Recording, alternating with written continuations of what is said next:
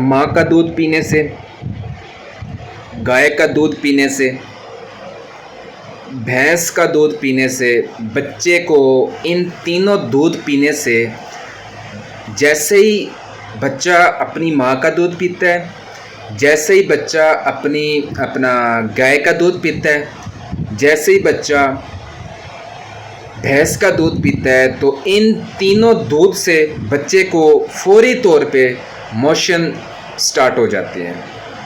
लेकिन डब्बे का दूध, यानी कि जो मेडिकल स्टोर से डब्बे का दूध मिलता है, वो पीने से बच्चे को मोशन नहीं होते। डब्बे का दूध ठीक होता है उसके लिए। असल राज जो है आज मैं आपको बताने जा रहा हूँ कि डब्बे के दूध से बच्चे को मोशन क्यों नहीं लगते। अगर बच्चे को हर दूध से मोशन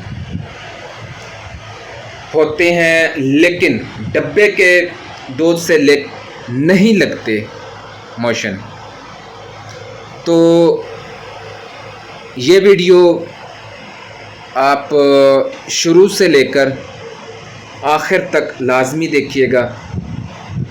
लेकिन आपसे रिक्वेस्ट है कि मेरे इस चैनल को सब्सक्राइब कीजिएगा, लाइक कीजिएगा, शेयर कीजिएगा, ताकि आने वाली वीडियो आप तक पहुंच सकें। आखिर पर मैं इंशाअल्लाह अज़्ज़ा वजल आपको 5 होम्योपैथिक मेडिसिन बताने जा रहा हूँ।